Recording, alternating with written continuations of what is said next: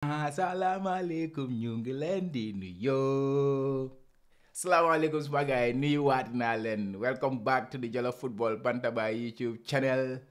Yéen a ngi gis today I'm super positive. maa ngi positive mood even though I'm not supposed to be this positive because it is the international break and the Gambia Scorpions are not playing. It is very sad. These Gambia Scorpions are not playing. Every country who is playing in the African Cup of Nations, who is looking forward to this African Cup of Nations draw is playing today or is playing this international break. Most of them, at least, the ones we know, our opponents and stuff like that, you know, they are all playing. Sierra Leone, Somalia, all these countries are playing. But the Gambia, our Scorpions, boys yaa ngi chill de ku nekk dem na holiday ñi yaa ngi biir Gambia ñi leen ngi xam nga di am ay test game yesterday xam nga Ibrahima Dabo de ma ñu ko gis mi ngi Black Bajo ñi leen ngi biir Banjul xam nga maa ngi gisoon James Gomez mi ngi play xam nga ay post bu ndaw biir Gambia some stuff like that. So yeah, it is what it is. That is the case. But the reason I'm positive is because today is the African Cup of Nations draw, which is massive for us. It is massive for Gambia. This is our second ever time being part of this, you know, being part of the elite countries in Africa. So, lol non rek soxla na pour nga positive, nga remain positive. But other things, ñu bàyyi nga yooyu noonu side. But dinañ ci waxtaan tuuti international break bi ak yooyu noonu said African Cup of Nations draw bi, what do we anticipate today and what do we have in plan for you guys, understand nga? So yooyu noonu yëpp laa bëgg a ñëw waxtaan tey about international break and AFCON draw bi.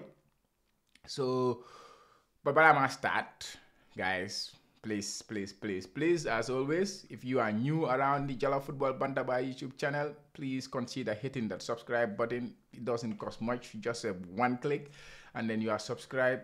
And there's a notification bell on YouTube. If you click that, whenever we post something relating to football, Gambian football, which is our main, you know, our main product, Gambian football, you will be the first to know, guys. So please hit that subscribe button and notification bell.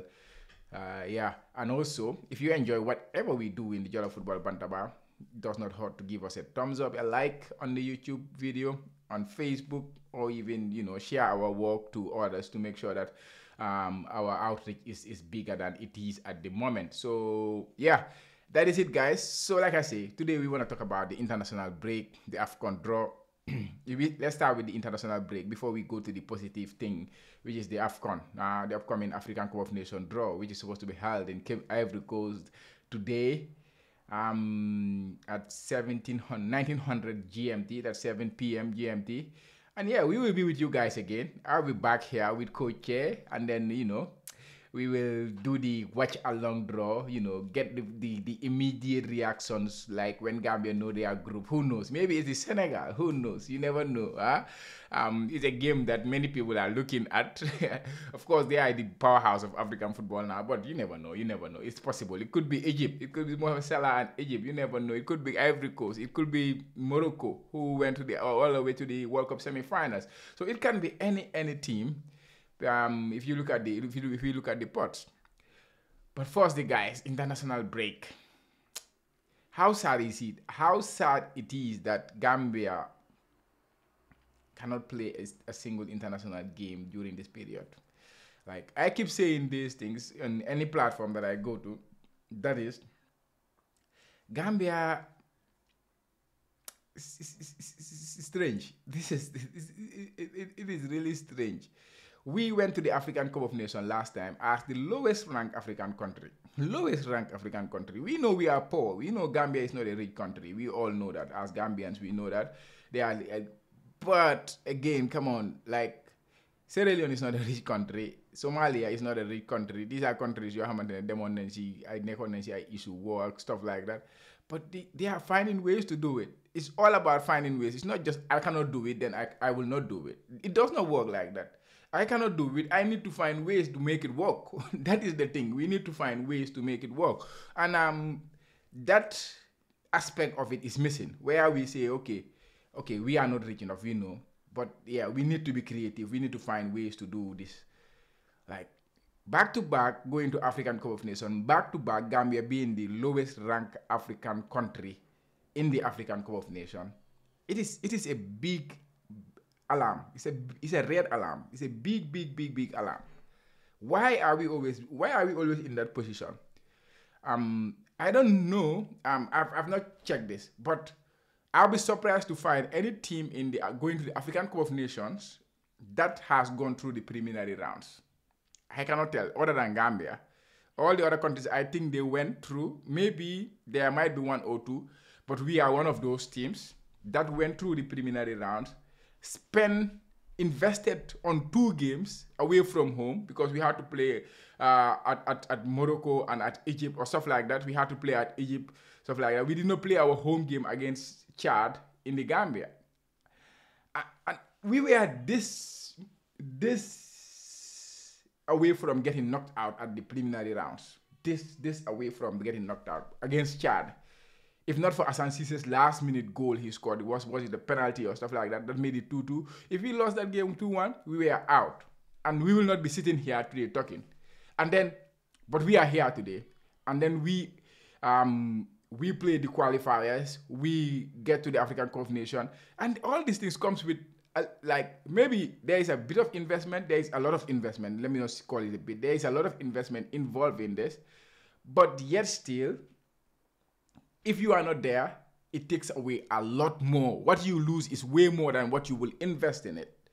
So we should never undervalue these periods where we have these international breaks, where FIFA give you a window to organize games for yourself, which does not happen every single time. It is very limited the times that these things happen. But still, we don't make use of it. The advantages and the disadvantages, like you can name them. The disadvantage, that is, it needs some expenditure, which is normal. It needs some. It cannot be free. We should stop living in this world of free. We need to find ways to do things work. We need to find things to make things work. It will never be free. So if we talk like okay, we are poor, we cannot do it.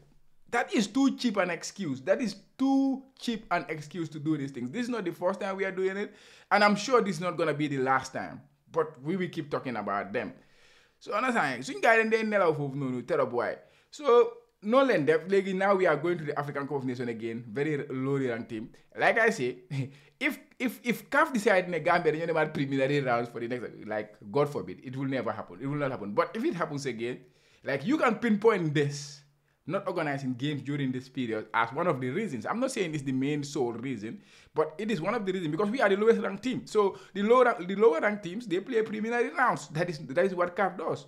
And Gambia happens to be part of the lower ranked team. That's why we play the preliminary rounds. Even though CAF then Amel Gambia or stuff like that. But that is the reality. CAF then they follow guys send rankings, then you decide can we play preliminary and all those kind of things. If we are not playing friendly games, if we are not using these windows to improve our performance, to improve our points on the FIFA ranking, then who is gonna do it for us? Then you're talking about the African Cup of Nations, big games in your arm, only competitive games. That is the only thing that counts for Gambia. Understand? Like every international game is competitive in a way, because even though it's a friendly, but because you have points for it. So it is competitive in that aspect. But in Gambia, lo xamante dañ leen ko sax rek la gaay yi def. Lu ñu leen sax duñ ko def. Even though that non la gaay di improve seen boppa. So which is very wrong the way. So it's difficult for everybody. It's difficult for the coach, it's difficult for the team, it's difficult for the players. Understand? Because coach bi time bi la mo am opportunity pour jël players yoo xam ne jëlut leen woon te nu mu ko waxee woon si interview am bi with Habib Fall and Bay Camara ne moom daf dee bëgg a use players si test game mbelam dinaa use. So right now su fekkee ne loolu amu fa naka la moo integrate new players yu nekk di come through. It's very difficult for the coach. And players, like, they only come together when there is a competitive game to play and then you play. So that is one negative. And then the other big negative, like I say, is our FIFA ranking. Do Musa improve? The only way we can improve it is when you CAF or FIFA say you have to play a game, then you then play a game. So we need to go past this. We know we don't have.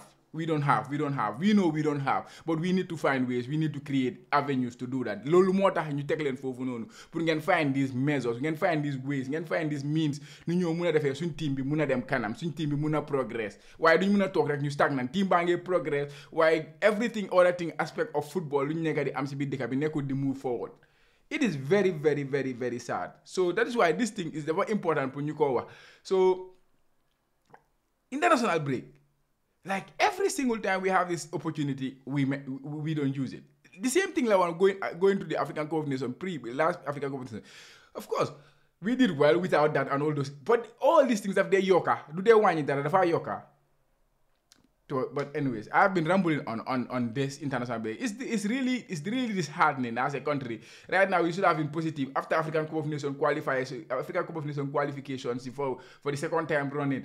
You know, you have a very competitive game to come next month in the World Cup qualifier against Ivory Coast. Big teams in it. These teams are preparing for that. You ngi talk, ñu ngi jàpp suñu loxo, ñu ñëpp ñu ngi talk. How does that help us? How does that help us? It does not help us at all. So, suñ authorities, suñ guys yu nekk in power, starting off from the government, they should take these things with serious. Like, nu guys treat suñ qualifying rounds, suñ games, suñ dem play African Cup of Nations, the same way like I want to treat this period. Any window bu FIFA open, you have to treat it with all due respect. Nga jox ko everything lu soxla because football bi dafa passé fofu nonu. You have to invest to get something. Like, it is possible to not invest and get something, but like the more you invest, the better chances of you being, you know, reaching the higher heights. And look, investment boom non like suñ guy they buy def every time like why no it's made that Gambia dal nga rebetas but anyways no ma len ko waxe tay dama bëggoon ñëw with some positivity other side. I wanted to come with very very positive vibes and stuff like that, but I cannot ignore the international break, to be honest. I cannot ignore it. So let's talk about the African Cup of Nations draw, guys. Let's talk about the AFCON draw. That is a big one. We all know that. That's a big one for Gambia. Second time ever in our history we are part of this kind of draw. Second time ever. Of course, we know like in the past, Linda back where under 17 beat them then World Cups, under 17 them then African Cup of Nations, win then African Cup of Nations, like, you know, under 20 beat them then World Cup, under 20 beat them then understand under 20 African Cup of Nations, them then to final. Those kind of things money go you. But like right now, our senior team is also getting into the big boys. Being part of the big boys like Muna Oye. Of course, we are in pot 4, which I don't care about. Like last time when we went, we are in pot 4, and then we all know what happened there. We had a very tough group, you know. But yeah, let's look at the information about the draw first. The draw is gonna be today, Thursday, 12 October, like you guys know, 1900 GMT. Yeah, it's gonna be 1900 GMT, and it's gonna be, you know, streamed on the CAF YouTube channel. So you can watch it there. But if you choose not to watch it on the CAF YouTube channel, you can choose to come and watch it with us. We're not going to show the draw, but we can give you, you know, live commentary on the draw. I'm going to be joined by my Musuma Waji coach here, and hopefully we will have some other people joining us on the live stream, and then we watch along the draw. And once they give us the Gambia group, don't worry, we'll put it on the screen for you guys. You will see the group that Gambia have. Yeah, it will be very interesting. We are very excited for it. So today is the draw in Ivory Coast. AFCON is gonna be there, you know. Momoy host affair. If I'm not wrong, lola CAF was guys and social media channels. All the top stars will be there. Nyom Drogba, Nyom Samuel Eto'o, Nyom Elijah Diouf, all these top stars never nega except suñ mbokk yi. It's so sad. Again, it's so sad. Ñëpp dinañ dem des Gambien si ay xam nga suñ gars yi ñu ngi am ñoom Ibou Sila, ñu ngi am ñoom Jeto Cissé, ñu ngi am ñoom Idrissa Sonko. These we are top players. ñoom Jogu Demba fële nële. Understand nga top players. ñoom Dawda Ba, ñoom Sol Faye. This kind of players, all players yoo xamante ne they have, you know, had huge impact in Gambian football. But ñu ñoo am foofu mooy Tom ak team manager Cho Dramé ñoom ñaa ñoo dem si foofu noonu foog naa xëy na kabaatam dina dem.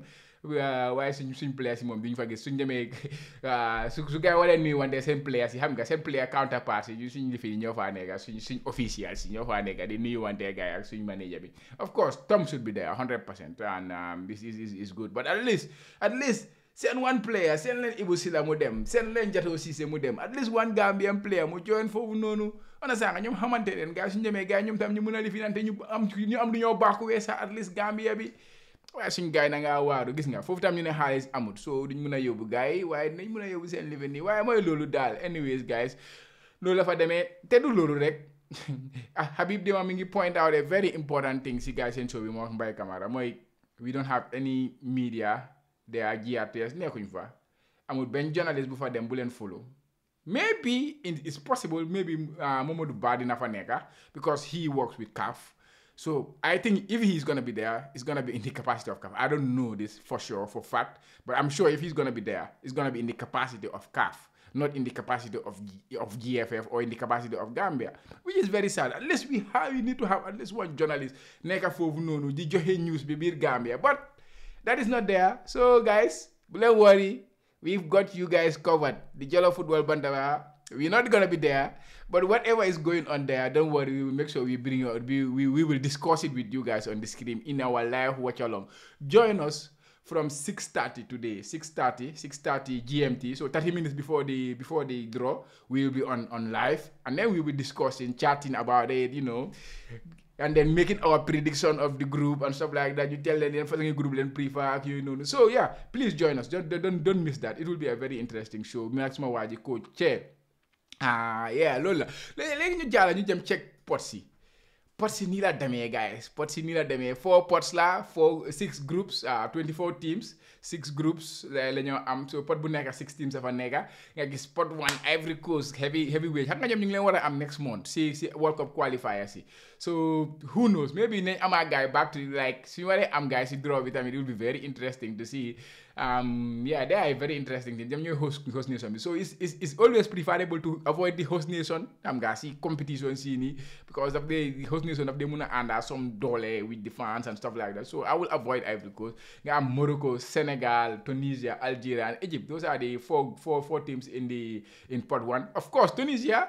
ñoo nekkoon suñu opponents from last Africa Cup of Nations ñu duma gaay den lamba jaamaano bu mu dee jam noonu rek lefutam boobu jaamaano tàngaam bi dafay garaaw lefam boobu noonu bàyyi ko mu free moo dee jam Tunisia. So Tunisia xam naa gars yi ñu ko amel nag boobu noonu gars yi ñu ko ajal boo su gars yi bëggee nañu joxaat Tunisia no problem, we will take Tunisia. Sénégal moom ñooñu moom suñ bokkay leen boobu noonu dañoo reyante dañoo dem ba jiyee boobu noonu luñ am booy bu ñëw player bu dugga si biir film bi si la war a jox 100% daf laa jox 110%. So Sénégal suñ ñu joxee gars yi I don't care. Sénégal bugga naa gars yi mooy loolu daal. Egypt maybe so because pot 1 nag dafa xala tànga nag. So sooy choose foofu noonu a team like I think Tunisia ak Sénégal are the teams because Tunisia dañ leen dóoroon Sénégal suñu neighbors leen game boobu noonu daf ñoo jaral lu nekka. So dama feel ne boobu noonu booy you know mën a elevator seen performance yi it's gonna be very high. So that's why I don't mind those 2 teams. But all the other 4 teams, yeah, nañu guys, yeah, ñooñu noonu gisuma anything with them. Algeria dañ leen dóor biir Gambia, especially suñu passé biir Banjul lañ leen dóor yu métti suñu gars yi dóor ñu biir Algeria. So we have a bit of history with Algeria as well. Morocco tamit play nañoo gars yi World Cup qualifier but gars yi ñu ñëw dóor ñu ak yooyu noonu maa ngi fàttaliku ku time ñoom Mustafa Hadji. I was in the stadium. That was in 98 World Cup qualifiers. I was there watching them Morocco Gambia. Mustafa Hadji came to Gambia ma wax game boobu noonu xam nga. So we have played them in the past, but yeah, I mean that big history with them, you know. So Ivory Coast am ñëw neen dóor ñu métti yoon waaye ñoom ñi ngi am guys World Cup qualifier. So that's why I'm gonna avoid them because they are also the host. So foofu noonu daal Sénégal Tunisia lay jël man suma boppa Sénégal or Tunisia waaye I would take Tunisia because mu ñoom lañ mujjee dóor right. Sénégal moom is just for the xam nga for the derby stuff xam nga loolu dafa lay mën a isil daf dee isi more vibe xam nga. So loolu moo tax ma bëgg a Sénégal but Tunisia is the team I would take in group 1. In pot 1 pot 2 Nigeria, Cameroon, Mali, Burkina Faso, Ghana, Democratic Republic of Congo, DRC ñoom itam am nañ history last African Cup of Nations qualifiers ñoo bokkoon groupe. So ñu duma gars yi dooroon neen gars yi wala dañ lusoon waaye ñu bokkoon groupe de ñu top groupe boobu noonu Gambia top groupe bi daal no top groupe bi daal waaye fan naa door neen gars yi one time fan naa ñoom leen door away de ñoom leen dooroon seen away fixture bi DRC. Yeah, I lost that one. But yeah, DRC is a team I will take. Mali, ñoom tamit we are playing too much these days with Mali. So nañu avoid Mali. Playing in African Cup of Nations qualifier, you play last African Cup of Nations in the same group. So Mali, I just want to avoid them now. It's too much. I wanna taste something else, something new la bëgg a mos xam nga. Nigeria ñoom Ocean ti boo dafa la tànga rek but I will take DRC si groupe boobu noonu si pot boobu noonu. Pot 3 yaa ngi am South Africa, Côte d'Ivoire, Guinée, Zambia, Equatorial Guinea and Mauritania moom ñu ko gars yi waxee suñ gars yi leen ñooñu dañ get seen number dañ am Mauritania seen number anytime su gars yi ñëwee dee dóor. So I will not mind Mauritania du comme ni ko cee waxee woon rek but South Africa tamit amoon nañ gars doon nañu fi dóor yu métti doon nañu fi tam dóor yu métti dóor boobu bëgg naa koo feeku because man foog ma ne South Africa mun nañu mun yooyu noonu they are a good team they are a big country and stuff like that but I have a lot of friends from South Africa so xam nga su ma leen dóoree naa mun a call guys sax mun leen a keppal ak yooyu noonu so South Africa is a team that I would take Côte d'Ivoire Cape Verde too is a very interesting team to be honest. Cape Verde is another interesting team. We used to have history with them playing against them. America Capra Zone 2, 1997, Cape Verde, GTL and Doran 3-1, I can remember. And then after a little time, you qualifiers against them beat Gambia, and you Doran 2-0, them beat Cape Verde, draw 0-0. So Cape Verde, I mean, I'm the guys, and I won't name number. I have to get a new one next football because the same progression was very good. I have a friend from there too. We always talk about football. We coach in the same academy here and stuff like that.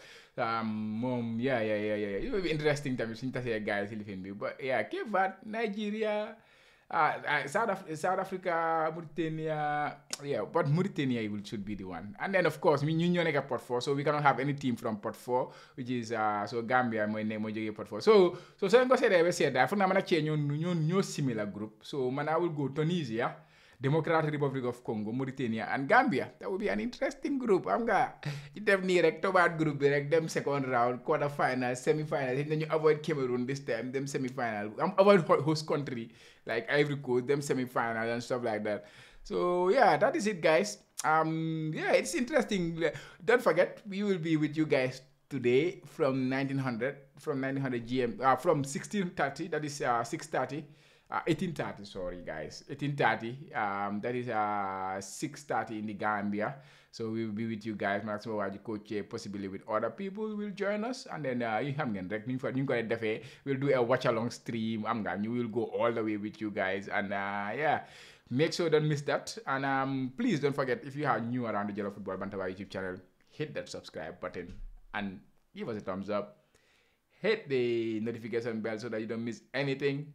And guys, I will see you guys very, very soon because tonight we'll be back. So guys, they're going in. Ciao.